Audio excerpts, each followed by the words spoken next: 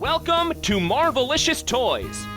We bring you news and reviews of Marvel toys, statues, and more. Because not all Marvel collections can be bagged and boarded. They're not just toys, they're Marvelicious. And we are here with the Marvel brand team at Hasbro. Guys, why don't you go ahead and introduce yourself and say your role with the team. Sure. Dwight Stahl, design manager on the Marvel properties at Hasbro. I'm Ryan Ting. I'm with the marketing brand team on Marvel. I'm Tony Colella, and I'm the model artist on Marvel.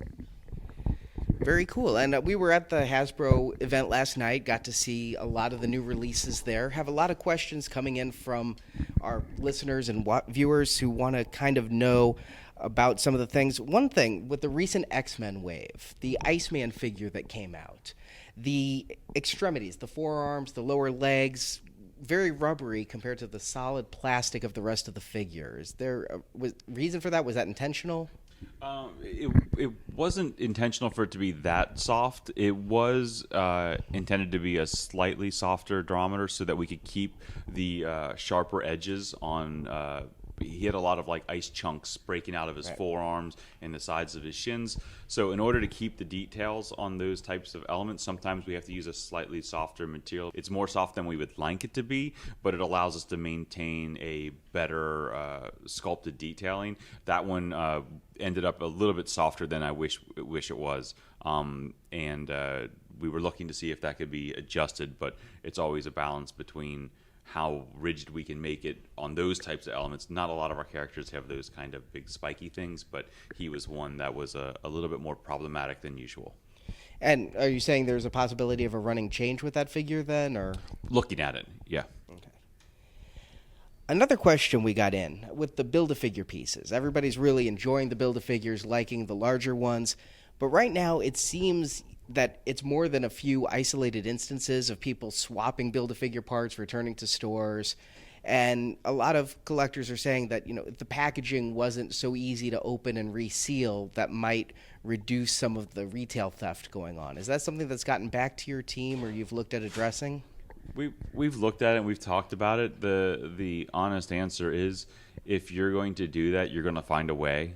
So it's very difficult for us to, make a package, bulletproof so that you can't do that, because they're not doing that at the stores. They're buying it, taking it home, and then making those types of changes. And if you have the time to do that, you're going to find an opportunity to do it. Unfortunately, we don't support it. We think it's pretty cruddy, but there's only so much we can do on our end, with that. Then a question about some of your exclusives. Lately, there have been some international exclusives that have been kind of difficult to get in the States. Most recently, the Hulkbuster Wave of Legends, where you had the repainted Hulkbuster and some of the figures from before. Why is it that those aren't available stateside? So that wave in particular was all figures that had already come out in the U.S., so it wasn't intended. It was intended for our new markets, our international markets, where the collector fan bases aren't as established as here in the U.S. So we don't have plans to necessarily make that mainline available in the U.S., but by the same token, they're not getting any figures that the U.S. hasn't already gotten, and they're getting them a year or more after. So, if you look at all the Civil War figures for this year, everyone's available now, so you could get them here. Yeah, I think a lot of people were seeking out those because of the repainted Hulkbuster that they thought looked a lot better than the one that originally came here, and they would have rebought those figures just to get the deeper red on the Hulkbuster. Yeah, the deeper red on the Hulkbuster came because when we actually saw the movie, we had already wrapped up all of our efforts on Hulkbuster, and then we saw the movie and we realized how much deeper it actually was appearing on screen than what we had anticipated in reference. So we were hoping to do a running change to our mainline run. I think just because of the volumes of the production, it didn't go into effect until the international wave. And then there's also a recent 4-pack that's only been found overseas. Is that going to be coming to the States? With Falcon, I believe. Yes, that's the one.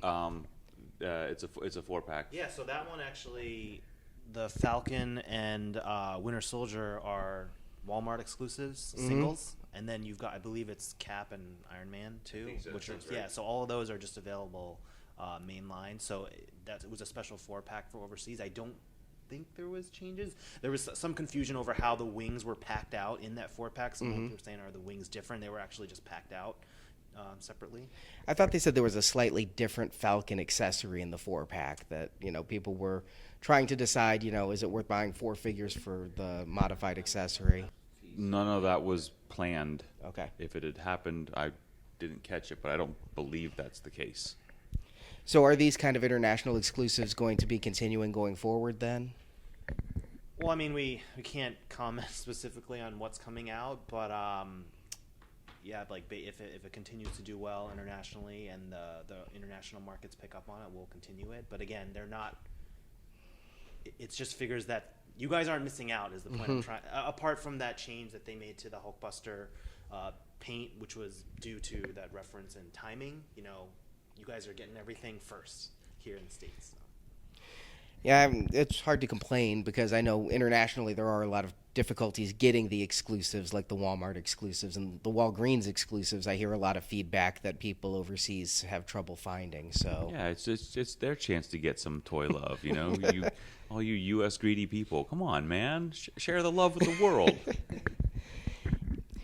Now, the other question was about the accessories that have been coming with the Legends lately. A lot of the 6-inch specifically, the paint apps either have been not much, if at all, and a lot of bendability to the plastic. Is there a chance of those getting a little bit more high quality going forward?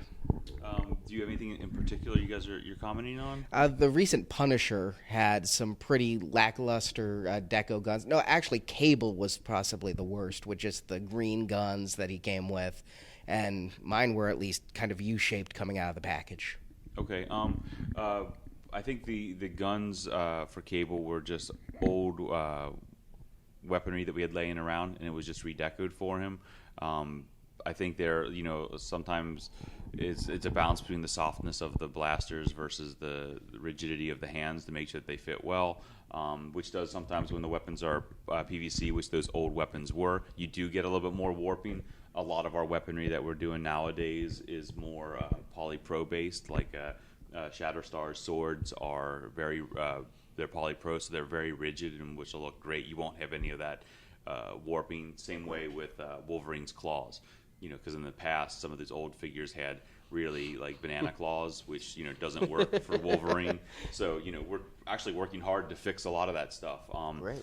As far as deco goes on the accessories and stuff, that's kind of a hit or miss. It depends if there's something that warrants the deco to go onto it versus what we can afford to put across all of the figures in the lines. Plus, it also kind of correlates with the deco on the figure that it comes with, like that Cable that we're referencing has tons of paint ops on them. So where do you want those paint ops? Do you want it on the gun that you've already got before that now is just green, or do you want like all that detail on the Cable figure all represented the way it should be? The figure, you knocked it out of the park on. Great. Just, I should have started with kudos on how well everything's been going. I talked to Dwight last night about hitting so many waves so quickly in a row, and the figures are just outstanding. And the paint apps on the figures have greatly improved, too. We've been noticing, the recent X-Men wave didn't have any of the bleed-through that, like, the Toys R Us pack had originally. So I do want to compliment you on that. That is very well done, lest you just think I'm sitting here, there's a problem with this, there's a problem with that. No. I appreciate that. No, you come here to ask the hard questions. The happy questions are the easy ones. So, Looking at a couple of the other scales, the Legends 12-inch is the newest one out. You've got the 3 figures. Is that doing well, and are you looking at adding some more figures there going forward?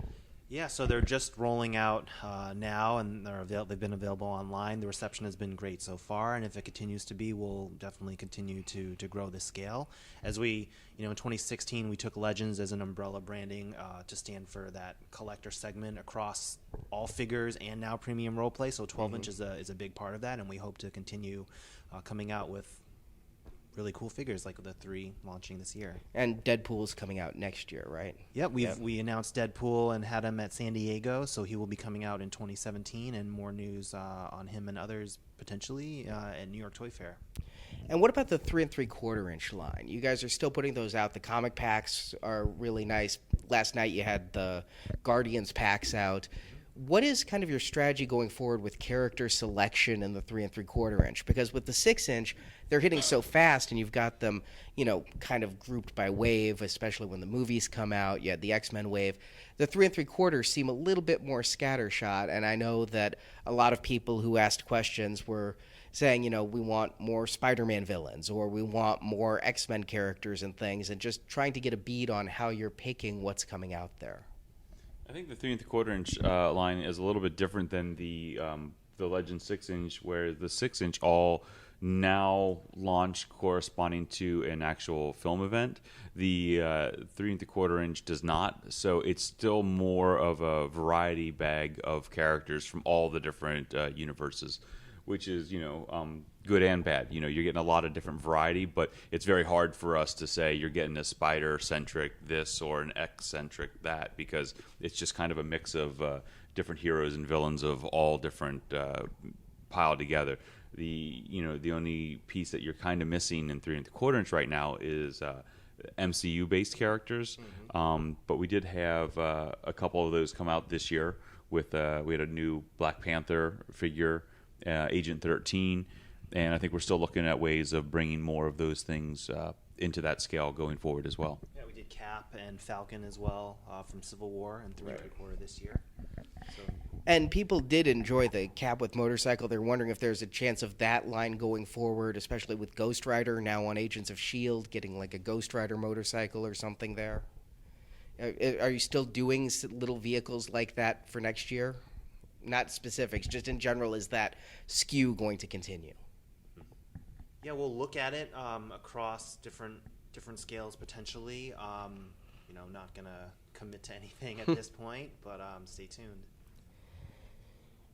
And yeah, with the 3 3/4 inch, you guys used to have quite a broad spectrum. You did the movie lines, you did vehicles and such like that. With that, how much are you looking at bringing in perhaps some of the canceled plans that were for, back when it was the Marvel Universe line, and some of the figures that never quite made it out or didn't make it out very well? Any carry forwards? I know a lot of people are still hunting for that, very original Vision, and you came out with a new one this year. People are still kind of holding out hope that some of the old ones maybe get carry forwards. You can keep hope that some of that stuff will happen, because we are always looking at carry forward options, and we're always trying to find those rare ones, or the ones that people still want to get. So we're aware that some of them haven't made it out. We've seen some of them trickle out over the last year or so, and we're still trying to, whenever we have a spot available, to find a home for them. As far as the old, like the old Vision, more unlikely that you would see those again when we have some of the better bodies or different bodies. I don't remember. I mean, we've done a couple different Visions, so I don't know exactly which one we're talking about. Whether it's the very original one, which was a little bit shorter, or then the later version one, which was I think had more articulation and a little bit leaner and taller. And the designer on the brand has been kind of pick and choosing some things, like the Guardians. He kind of reintroduced those. Star-Lord, Drax, he single packed those. So he's been taking these figures and kind of giving them a second life in the newer lines. So he's trying to broaden that and take some of those figures and bring them forward. All right, great. Well, thank you so much for your time. Again, great work. Did love the Civil War 3 3/4 inch figures, and again, the Legends. You guys are spoiling us with how great and how many have come out recently. So thank you again. Thank you. Thanks for watching this video. You can see full episodes of Marvelicious Toys with more collecting news and reviews at marvelicioustoys.com. We also have thousands of toy and collectible photos in our photo gallery. If you enjoyed this video, please subscribe to our YouTube channel. Until next time, make mine Marvelicious.